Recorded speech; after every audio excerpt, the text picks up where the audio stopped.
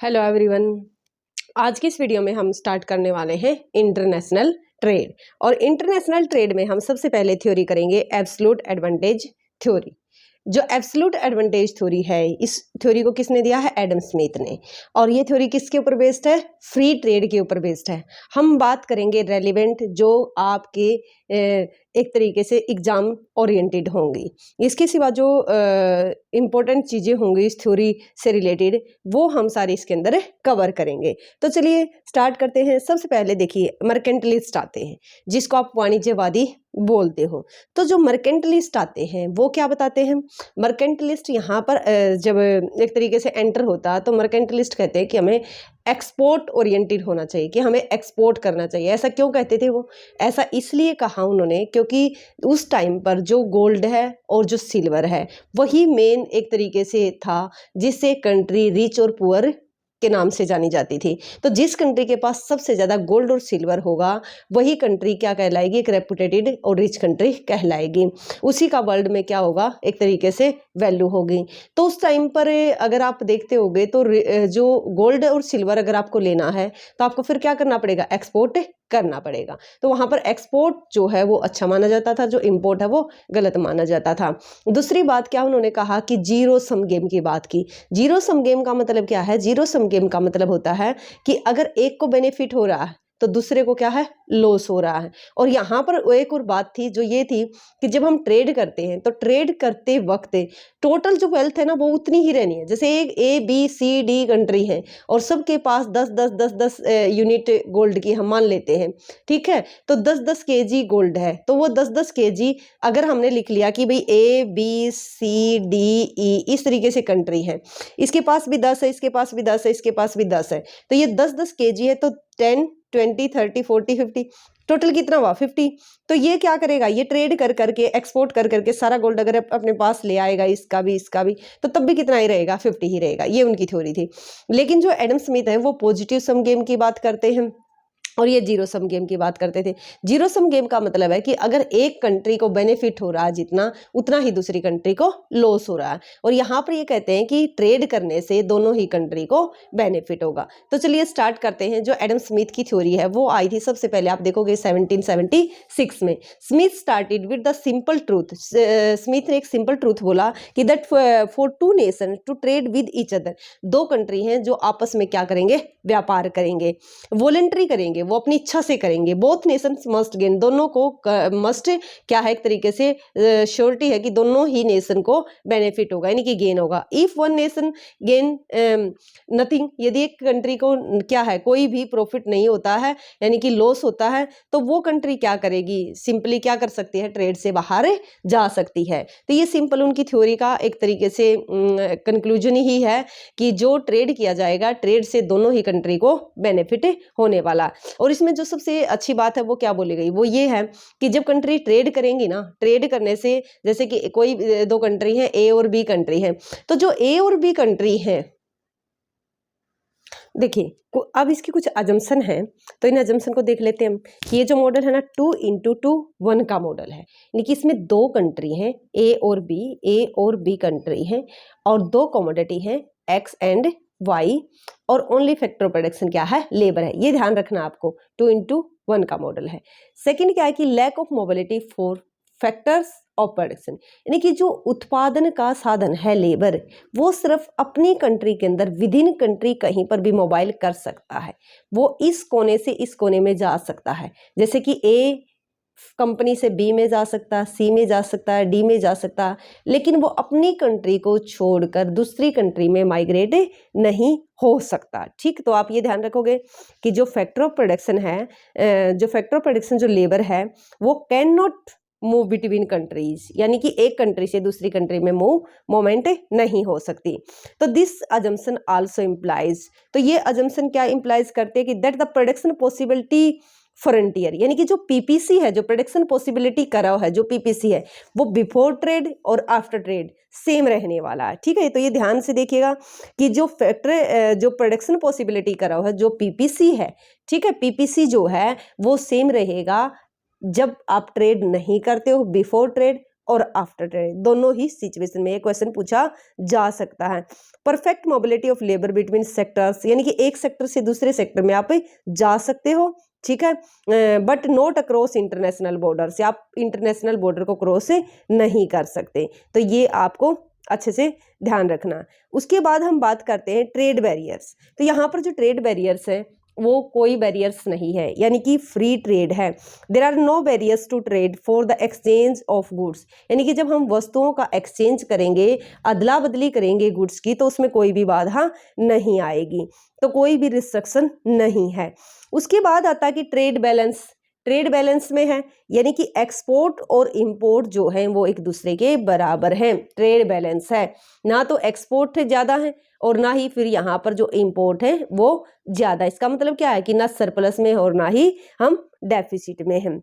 उसके बाद आता है कांस्टेंट रिटर्न टू स्केल, ठीक, जितना फैक्टर का आप यूज करोगे जितना ही आप फैक्टर को इंक्रीज करोगे, अगर आप फैक्टर को डबल करते हो तो आपके जो आउटपुट है वो भी डबल हो जाएगा। तो यहाँ पर जो रिटर्न्स मिलते हैं वो कैसे, कांस्टेंट रिटर्न टू स्केल हैं।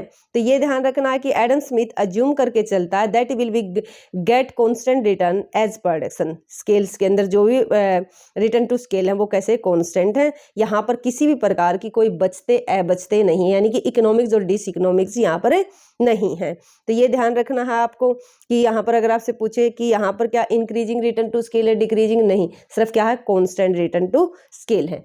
उसके बाद हम बात करते हैं कि labour is the only relevant factor of production, सिर्फ उत्पादन का एक ही साधन है और वो क्या है, लेबर है। उसके बाद बात करते हैं कि फुल एम्प्लॉयमेंट, ठीक, आप सभी जानते हो कि एडम स्मिथ क्या है, क्लासिकल है, और क्लासिकल क्या लेकर चलते हैं, फुल एम्प्लॉयमेंट हमेशा इकोनॉमी में रहता है। और आप सभी जानते हो कि फुल एम्प्लॉयमेंट एक ऐसी सिचुएशन होती है जहां पर जितने फैक्टर जो है वो काम करना चाहते हैं उन सबको काम मिल जाएगा अगर वो एलिजिबल है तो। देखिए अब बात करते हैं कि एब्सोल्यूट एडवांटेज कैसे होता है। एब्सोल्यूट एडवांटेज का मतलब होता है निरपेक्ष, ठीक है, निरपेक्ष लाभ। निरपेक्ष लाभ का क्या मतलब है, निरपेक्ष लाभ का मतलब ये है कि हमें किसी के कंपैरिजन नहीं कर रहे, जैसे कि हम दो कमोडिटी को प्रोड्यूस करते हैं, ठीक है ना, यानी कि दो चीज़ों का उत्पादन करते हैं जिनमें हमारी एक में अच्छी पकड़ है और एक में हमारी इतनी अच्छी पकड़ नहीं है। तो जिसमें अच्छी पकड़ है उसमें एब्सोल्यूट एडवांटेज है और दूसरी में नहीं है जिसमें हमें एब्सोल्यूट डिसएडवांटेज है, ठीक है। तो एब्सोल्यूट एडवांटेज जैसे the capability to produce more, कि एक कंट्री में हो सकता है कि दूसरे कंट्री के कंपैरिजन में ज़्यादा उत्पादन करने की क्षमता हो, ठीक है। सेकंड है अनदर जो कंट्री है उसके कंपैरिजन में कम रिसोर्स का यूज करके वो ज़्यादा उत्पादन कर पाए। लेबर प्रोडक्टिविटीज़ की बात की जा रही है कि जो it is determined by a simple comparison of labour productivities, it is possible for a party to have no absolute advantage in anything in that case, यानी कि जब उनको कोई भी एब्सोल्यूट एडवांटेज नहीं है तो इस केस में according to theory of absolute advantage no trade, यानी कि वहाँ पर ट्रेड करने की ज़रूरत ही नहीं होगा, ठीक है ना। ये बात, ये जो सेकंड पॉइंट है लेबर जो प्रोडक्टिविटीज़ है इसके बारे में क्या है, इसका मतलब ये है कि यदि एक कंट्री को, ठीक है, फ़ायदा ही नहीं है, ठीक है, कि केस उन्होंने बोला कि possibility a party to have no absolute advantage in anything, किसी में भी एब्सोल्यूट एडवांटेज है ही नहीं, तो इस केस में ट्रेड नहीं होगा, ठीक। उसके बाद आता है कि when one nation is more efficient then, ठीक, दूसरे के कंपैरिजन में एक कंट्री जो है वो मोर एफिशिएंट है अनदर के कंपैरिजन में, दूसरी कंट्री के कंपैरिजन में, in a production of one commodity, एक कमोडिटी में, but it is less efficient than, दूसरी जो कमोडिटी है उसमें क्या है वो लेस एफिशिएंट है। देखिए दो कमोडिटी हैं, ए कमोडिटी बी यानी कि एक्स कमोडिटी और वाई कमोडिटी, यदि वो एक्स में एफिशिएंट है और इसमें इतना एफिशिएंट नहीं है तो उसको क्या करना पड़ेगा, एक्स में वो स्पेशलाइजेशन करेगा, ठीक, एक्स में स्पेशलाइजेशन करेगा, वाई को क्या करेगा वो इम्पोर्ट कर लेगा। तो इसमें क्या हुआ, इसमें एब्सोल्यूट एडवांटेज है इसलिए। तो ये जो आपने देखा कि किस तरीके से उसको एब्सोल्यूट एडवांटेज है, जब उसको एक में फ़ायदा है तो वो उसी को प्रोड्यूस करेगा, उसी में स्पेशलाइजेशन करेगा और जो उसको महंगी पड़ती है वो उसको क्या कर लेगा, इंपोर्ट कर लेगा। देखिए अब हम एक एग्जांपल से इसको समझते हैं। एग्जांपल क्या है कि absolute cost difference in two countries output पर वर्कर, कंट्रीज दी हुई हैं इसमें श्रीलंका, इंडिया, ये दिए हुए हैं कि लेबर है एक दिन में जो काम करती है मैन डे। यहाँ पर आर मतलब राइस, डब्ल्यू मतलब वेट, यानी कि गेहूं और चावल की बात की गई है। पहले उसमें बताया गया कि यदि श्रीलंका में है, श्रीलंका की अगर हम बात करें तो वहाँ पर एक लेबर एक दिन में 2 kg राइस का प्रोडक्शन कर पाती है और 4 kg जो है वो गेहूं का प्रोडक्शन कर पाती है। ऐसे ही अगर हम इंडिया की बात करें तो इंडिया क्या है कि 4 kg राइस का प्रोडक्शन कर पाती है और जो 2 kg जो है वो वीट का। तो यहाँ से आपको स्पष्ट होगा, एक चीज़ आप स्पष्ट देख पा रहे होंगे कि यदि इंडिया, ठीक है, उसको किस चीज़ में फ़ायदा है, स्पष्ट एब्सोल्यूट एडवांटेज कहाँ पर आप देख रहे हो ना कि श्रीलंका किस चीज़ का उत्पादन करे, वीट का, क्योंकि वो 2 की बजाय इसको तो 2 ही प्रोड्यूस कर पाता है, इसको कितना 4, ये कॉस्ट है, यानी कि इतनी लेबर लगाकर वो इतना उत्पादन कर पाता है। दूसरा इंडिया का आप देखो, इंडिया अगर राइस का उत्पादन करती है तो बेटर रहेगा।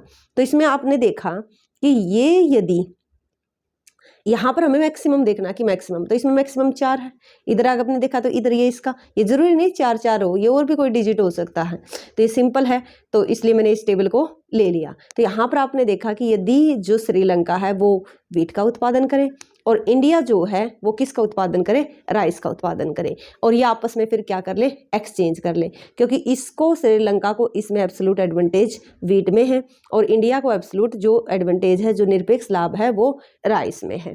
तो इस चीज़ को अगर हम आगे कंटिन्यू करें तो बिफोर ट्रेड ये सिनेरियो है।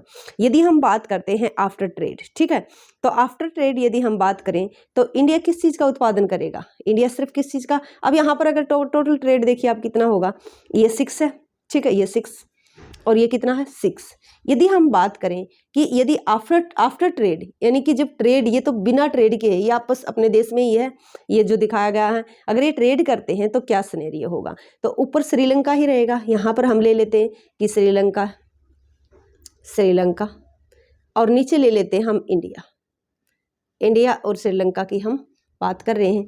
कब, आफ्टर ट्रेड, ये ऊपर वाला क्या है, बिफोर ट्रेड, ये है आपका, ये है बिफोर ट्रेड और अब जो हम करने वाले हैं वो है आफ्टर ट्रेड। तो इसको देखिए आगे, अब आप क्या करोगे, इस चीज़ को आप भूल जाओ कि ये 6 है, इसको मैं लिख देती हूँ यहाँ पर शॉर्ट में कि यहाँ पर टोटल जो है बिफोर ट्रेड पूरे वर्ल्ड का जो उत्पादन था कितना था, 6 यूनिट, मतलब एक तरीके से 6 kg जो है राइस का उत्पादन था और 6 kg हमारा वीट का उत्पादन था। अगर ये ट्रेड करता है तो जो श्रीलंका है वो जो राइस है, राइस को क्या करेगा, ठीक है, अब 100% कहाँ पर फोकस करेगा, वो वीट के ऊपर करेगा, तो राइस को वो क्या कर देगा, 0 कर देगा। अगर ये अब अकेला गेहूं को ही बनाएगा तो एक दिन में क्या, ये पहले तो दोनों बनाता था तो 4 इसको 2 इसको, तो अकेला अगर इसको ये बनाता है वीट को तो ये कितना हो जाएगा, डबल हो जाएगा। अब ये इसका कितना प्रोडक्शन कर पाएगा, एक तरीके से पहले कितने का था, 4 का था, तो अब ये डबल होकर कितने का हो जाएगा, 8 का हो जाएगा, ठीक है ना। तो यहाँ पर वो इसको 0 करेगा, इसको तो क्या कर देगा, वो 0 कर देगा। उसके बाद अगर हम बात करते हैं तो इसका कितना हो जाएगा, डबल हो जाएगा, तो ये 8 हो जाएगा। ऐसे ही जो इंडिया है, अब वो क्या करेगा, इसको 0 कर देगा और टोटल कितना उत्पादन होगा राइस का, अब 8 का ही होगा, क्योंकि ये भी इसको डबल कर देगा, इसको छोड़कर इसको 0 करेगा। तो अब अगर आप टोटल ट्रेड देख पा रहे हो तो यहाँ पर कितना है 8 और यहाँ पर कितना है 8, अगर आप देख पा रहे हो तो 2 का इम्प्रूवमेंट यहाँ पर है और 2 का इम्प्रूवमेंट यहाँ पर है।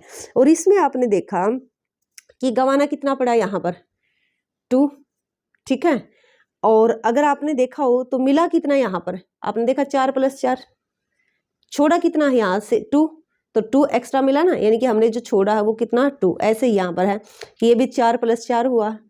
अगर हमने यहाँ पर पहले हम कितना उत्पादन करते थे इसका 2 का, तो ये हम छोड़ रहे हैं, ठीक है, और इसको फिर हम जब इसको छोड़ देंगे तो टोटल इसका उत्पादन करेंगे तो ये हमारा डबल हो जाएगा।